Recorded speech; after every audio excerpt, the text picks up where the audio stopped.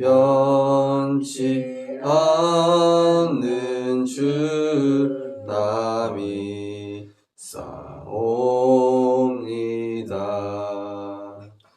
그 온유하신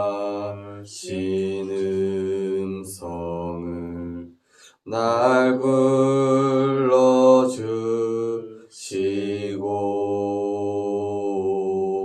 그 품에 품어주시니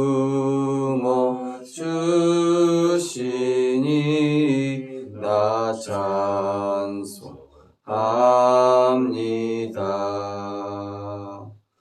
아멘.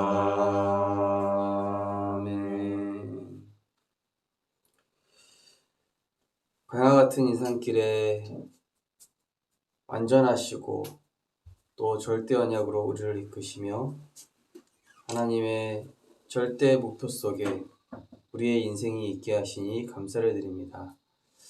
하나님, 오늘도 하나님의 언약에 집중하며 우리의 계획과 우리의 숨은 상처와 우리의 잘못된 모든 것들이 말씀 안에서 발견되어지고 치유되어지며 완전하신 그리스도만이 주인 되어지는 시간 되게 하여 주옵소서. 그래서 현장에 왜 그리스도가 필요한가를 보게 하시고 나와 세상을 보는 새로운 관점, 정말로 세상은 모든 것이 다 있는 것 같지만 사단의 나라에 지배당하고 있고 또 그것에 절대 빠져나올 수 없으며 인간의 힘으로는 영적인 문제 해결할 수 없는 사단의 나라에 소속되어 있는 세상을 보며 우리에게 주신 오직 복음의 비밀을 집중하는 가운데 하나님 나라 이루는 전도자의 축복을 누릴 수 있도록 인도하여 주옵소서. 우리의 삶이 예배와 기도와 현장 시스템을 준비하여 우리의 작은 기능이 세상을 살리는 도구가 될 수 있도록 성령께서 역사하여 주옵소서. 예수 그리스도 이름으로 기도드리옵나이다. 아멘. 하나님 말씀 보시겠습니다. 하나님 말씀은 출애굽기 27장입니다.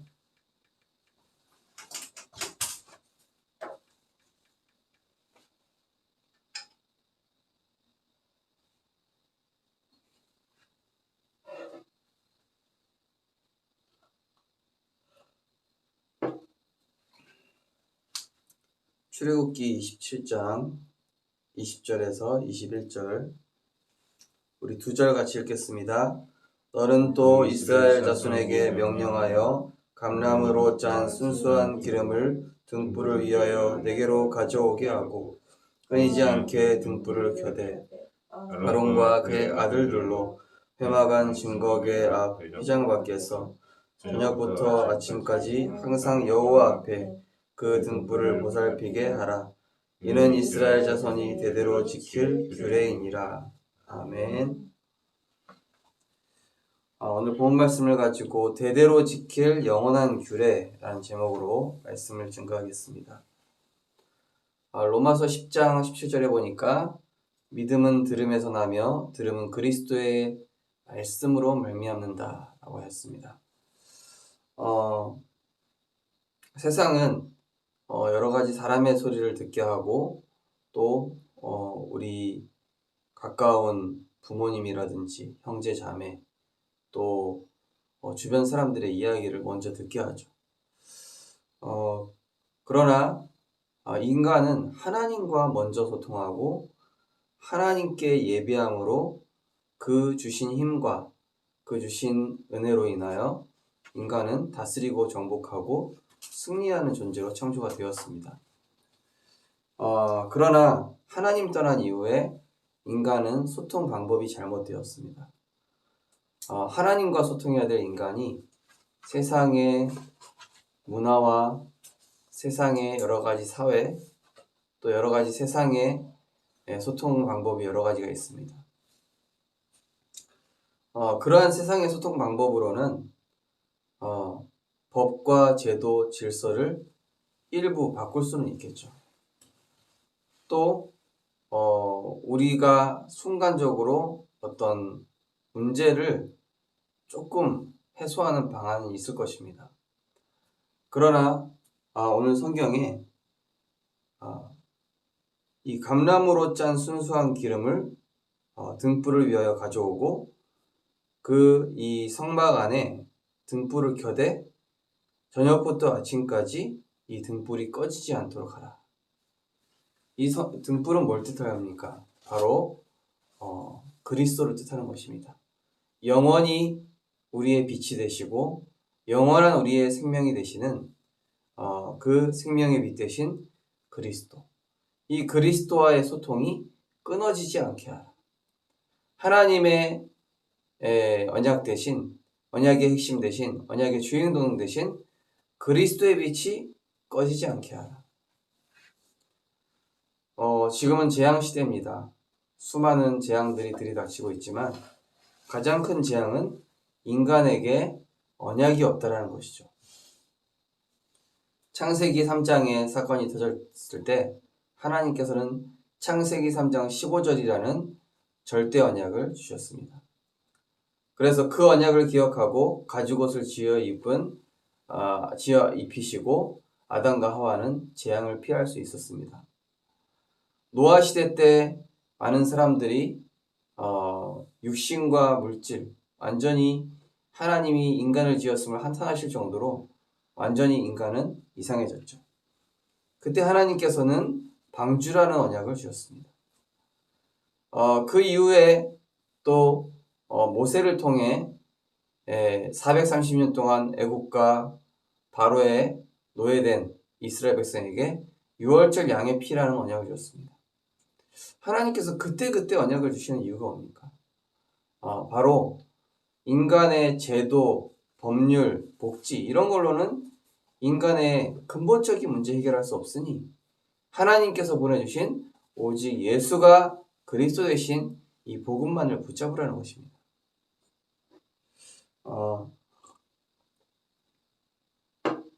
어제 이제 우리 그 교회 렘넌트 한 명을 만나면서 이 렘넌트가 보니까 어머니랑도 소통하고 아버지랑도 소통을 하더라고요. 그러니까 이제 어머니도 영적 상태가 좋을 때가 있고 안 좋을 때가 있고 아버지도 영적 상태가 좋을 때가 있고 안 좋을 때가 있다. 그래서 이 렘넌트한테 어머니를 통해서 네가 영적으로 도움받을 수도 있고 또 아버지가 사회 경험을 통해서 도움을 말씀하시면 도움을 받을 수 있겠지만 근본적으로는 너가 두 분의 말씀을 잘 듣되 하나님의 말씀을 통해서 네 인생길에 답을 찾는 습관을 가져야 된다. 너도 모르게 자꾸 부모님을 이렇게 의지하다 보면은 어떤 제한된 틀에 갇혀버릴 수가 있다. 근데 하나님은 무한하시고 하나님은 절대 주권자 되시고 하나님은 이 노예 요셉을 총리로 세우실 만큼 우리가 생각지 못한 우리의 상식을 완전히 초월한 절대 계획을 가지고 계시니까 너의 인생의 여정을 두고 CVDIP를 찾아가면서 하나님의 언약을 네가 담아야 된다. 그러니까 이 렘넌트가 저는 사람 말에 너무 쉽게 잘 흔들린다. 그래서 어떻게 해야 될지 모르겠다. 그래서 그 흔들리지 않는 방법이 바로 네가 언약과 기도에 집중하는 것이다. 그러면서 그 렘넌트한테 이제 잠언 4장 23절 무릇 지킬 만한 것보다 더욱 내 마음을 지키라. 생명이 근원이 이에서 남이니라. 그 말씀과 시편 119편 11절에 내가 말씀을 가까이 함으로 내가 주께 범죄치 않게 하옵소서. 그 말씀을 이 렘넌트한테 언약 C로 전달을 했습니다. 그래서 또 VDIP가 없다고 하는 거예요. 전공도 뭐 없다 하길래 한 주간 동안 언약 붙잡고 네 비전 한번 생각해보라고 그랬습니다. 우리에게 분명한 언약이 먼저 나와야 되겠죠. 그 언약은 내 연약함, 내 상처, 내 갈등, 우리 가정 문제, 또 내 약점 거기에서 주신 복음의 언약이 이제 언약으로 시작이 되는 것입니다. 그래서 그 언약의 빛을 내가 가질 때 다른 데 비칠 수 있는 비전이 됩니다. 비전은 뭡니까? 미리 보다. 한마디로 내가 가진 언약을 누군가한테 비추는 거예요. 그 내용이 오늘 기도집에 나오죠. 한 가문과 가정 그리고 개인과 교회가 지켜야 할 영원한 규례가 있습니다. 그리스도의 빛을 비출 등불을 밝히는 것입니다. 그 중에서도 하나님 자녀가 드리는 11조는 모든 삶의 축복을 통해 현장과 교회와 시대를 살릴 참된 헌신이 됩니다. 중요한 이 비밀을 전달할 성전을 짓는 것은 아주 중요한 의미가 있습니다. 어떤 의미일까요? 첫 번째, 광야에서 우리가 걸어가는 인생길은 어두운 광야와 같습니다. 그래서 반드시 그리스도의 빛이 필요합니다. 이 빛은 나를 위해서 뿐 아니라 세상에 꼭 필요한 것입니다. 이 빛을 붙잡은 모세와 이스라엘 백성은 광야길에서 결국 승리했습니다. 피 언약으로 운명을 바꾸고 현실을 바꾸는 기적을 체험했고 위기는 응답의 시작이 되었습니다. 우리 개인과 교회가 지켜야 할 규례, 어떤 상황이 와도 그리스도의 빛을 비추는 등불 역할을 해라. 우리 교회 또 우리가 해야 될 것은 결국은 이 현장의 빛과 소금이 되는 것입니다. 심지어 이 주변 사람들이 우리에게 악으로 나온다 할지라도 우리는 계속 그리스도의 빛을 비춰야 되겠죠. 요즘 사회 제도와 법률들이 이제 교회에 불리하게 작용을 하고 있지 않습니까? 저도 그 부분에 좀 화가 나고 답답해서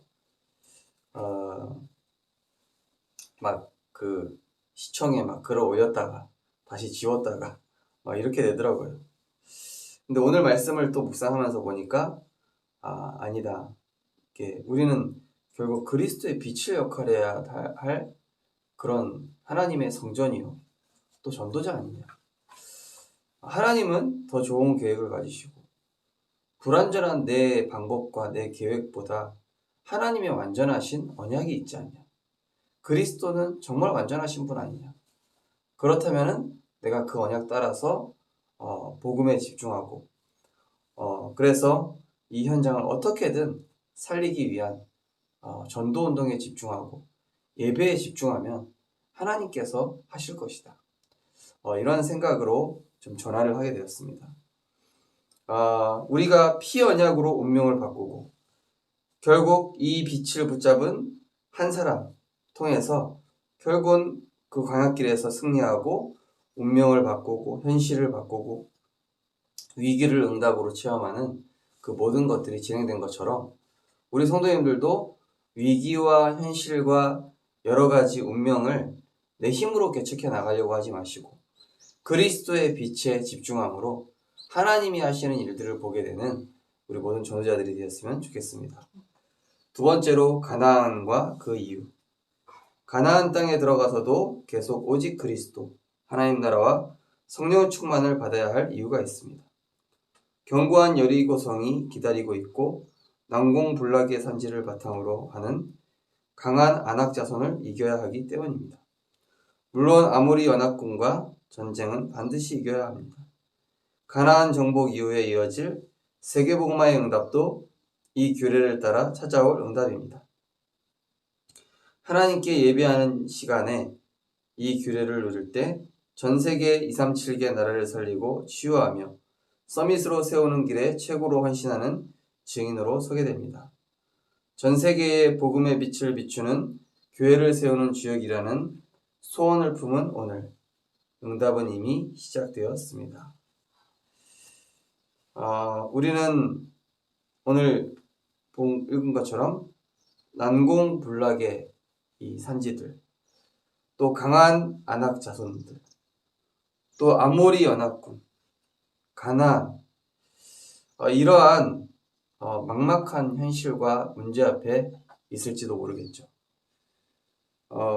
또 그 문제가 해결되면은 또 다른 문제가 또 생기고 이 문제 해결되면은 여기저기 또 다른 문제, 건강 문제 해결되면은 자녀 문제, 자녀 문제 해결되면은 남편 문제. 왜 그렇겠습니까? 바로 계속 잠깐 오직 그리스도 하나님 나라 성령 충만하는 건 누구나 다 할 수 있어요. 누구나 다 할 수 있다니까요. 그러나 사탄이 우리가 기도할 때만 역사하지 않잖아요. 24시 우는 사자같이 우리를 노리고 있어요. 나 홀로 있을 때, 또 빈 시간에, 내가 무너질 수 있는 그 시간을 사탄은 너무나 잘 알고 있습니다. 그래서 24등불을 밝히라는 얘기가 뭐냐? 계속 하나님, 그리스도 하나님 나라 성령의 충만함을 받아야 결국에는 이 사단이 무릎 꿇는 시간표가 온다는 것입니다. 그래서 우리 성도님들과 렘넌트들이 잊지 말아야 될 것이, 나는 어제 은혜 많이 받았으니까 오늘은 괜찮겠지. 그렇지가 않습니다. 하나님 은혜가요, 휘발성이 있어요. 휘발성. 휘발유가 뭔지 아시죠? 휘발유는 이렇게 조금만 흘러도 곧바로 그냥 날아가 버려요. 말라버려요. 젖는 일이 없어요. 휘발유는 금방 사라져 버려요. 우리가 순간적으로 은혜 받으면은 깨달았다. 너무 은혜된다. 힘이 된다. 이러는데요. 근데 문제는 우리가 힘이 있을 때 오는 게 아니야. 주로 힘이 없을 때 와요. 주로 내가 딴짓하고 있을 때 문제 찾아와요. 주로 내가 복음에 하고 있지 않을 때 사탄은 그때 위기 상황 갖다 준다니까요. 사람 소리 그때 들어온다니까. 그래서 우리는 가나안 정복하고 나서도, 응답받고 나서도, 이 문제 해결되고 나서도 계속 영적으로 긴장하고 있어야 돼. 왜? 그 다음 문제. 그 다음에는 아모리 족속. 그 다음에는 또 다른 족속. 홍해바다 건넜더니 요단 건넜더니 여리고 건넜더니 아이성. 우리가 천국 가는 그날까지, 이 광야가 끝나는 그날까지 우리 인생길 전체가 광야길인데 문제는 계속 끝나지 않는 것입니다. 그리고 이번 주에 다락방 하면서 또 말씀을 드렸죠. 우리 인생길 자체가 광야이기도 하지만 사람이 또 광야예요. 네. 내 자녀가 광야입니다. 우리 남편이 광야입니다. 우리 통하지 않는 아내가 또 광야입니다. 내 주변에 힘들게 하는 사람들 다 광야예요. 부모 자식 간에 될 수도 있고 다 광야예요. 그래서 광야에선 누굴 바라봐야 되죠? 나를 힘들게 하는 그 광야의 역할을 하는 그 사람, 하나님이 나에게 허락하신 것인데, 그래서 우리는 그리스도의 빛, 이 오직 생명의 빛 되신 그리스도의 말씀만을 붙잡을 때 나를 통해서 가정, 가문, 지역, 세계가 살아나게 되는 것이죠. 그래서 이제 어제 렘넌트하고 만나면서 렘넌트 네가 이제 나중에는 그 엄마와 아버지를 살릴 수 있는 영적인 역할을 해야 된다. 결국 어른들은 우리의 생각과 이 수준을 렘넌트들의 영성을 따라올 수 없는 순간이 오게 된다. 지금은 네가 어려서 엄마 아빠 영향을 더 많이 받지만 어느 날 네가 영적으로 성장하고 성장하게 되면은 이제는 어른들의 세계를 훨씬 뛰어넘는 하나님의 나라 237 세계복음화라는 이 관점을 어느 날 소유하게 된다. 그러면 너는 하나님과 시선이 같아지게 되고 그때부터는 네가 답을 주게 되는 것이다. 저도 어제 부모님과 좀 소통하는 일이 있었는데 어느 순간에 제가 이렇게 답을 드리고 있더라고요.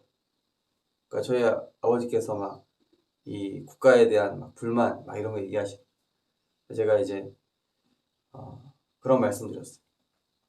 우리가 바둑 기사로 따지면은 사탄이 한 바둑 1단이라면은 하나님은 바둑 9단쯤 되시지 않겠냐고.